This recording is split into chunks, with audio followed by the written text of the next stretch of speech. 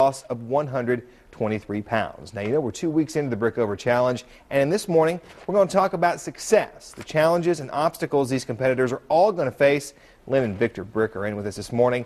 This is something that is kind of a great start with 123 pounds total loss, but these guys are just getting started, aren't they? That's exactly right, Charlie. And as we talked about yesterday at the weigh-in, is that they're going to find that we're going to have peaks and valleys. They'll have some weeks that they'll be very successful and other weeks that they're going to find the weight loss to be very challenging. And Victor, as it relates to that, is that something we should all keep in mind, because we want to see success, we want to see that incremental success as we go to either get in better shape or lose weight, but there are going to be moments of plateau. Exactly, especially at the beginning. Initially, when you do anything, even if you take up a sport like tennis or golf, you have great success initially, but then after a very short time, you have a relapse, and you actually retrogress so that you may either plateau in weight loss or in a skill, you flatten out and aren't as good as you were before you started.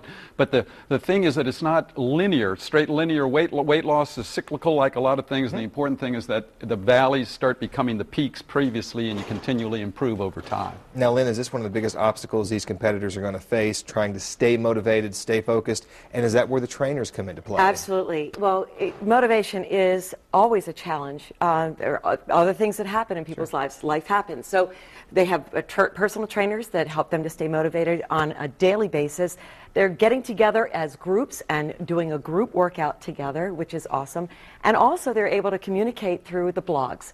So we invite everyone in the listening audience to listen to what they have to say, because basically they're giving their life story and telling their life story through the testimonials. Such great stories as well. Now, a lot of people are going to choose to maybe get a little workout in at home when they can, but to do it, they need to make sure they do it properly. Most specifically, you're going to see push-ups and sit-ups being done at home. So if you would, real quickly, a demonstration of the way to do these, because they're so simple and they're the most basic things we learn. Well, especially with push-ups, because you're strength training every muscle in your upper body.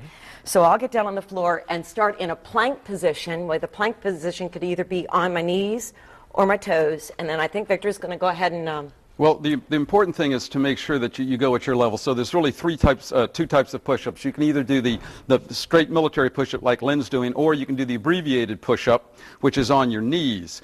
And what you want to do with a push-up is that you want to take yourself as close to your maximum as possible at least 3 times. So you want to do 3 sets. So in Lynn's case, she would do military push-ups. She can do a lot of push-ups, but let's say you can only do 20 push-ups total. You might do 3 sets of 15 push-ups with a minute rest interval. So you don't go to 1 set of 20 and then you're shot and done for the rest of the day.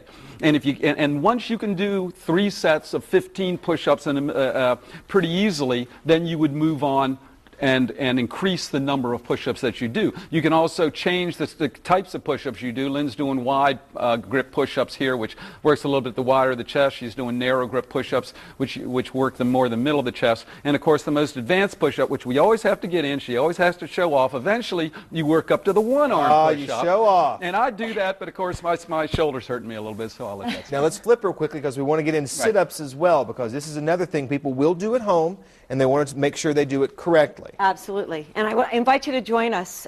Just lay down on the ground. The basic crunch goes like this. You start with the neutral or natural spine. And you focus on just basically keeping your hands behind your head and trying to close the gap between your ribs and your hips.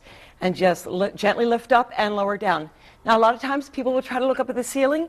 Not necessary. Just have your eyes follow the natural line in which your body is moving. Very simple. And if you want to increase the intensity, you can lift one leg up. If you have any issues with your back, keep both feet on the floor.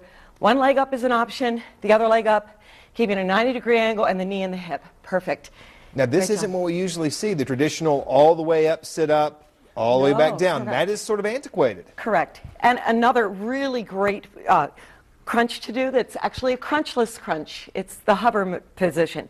So flip on over onto your elbows and come on up to your toes.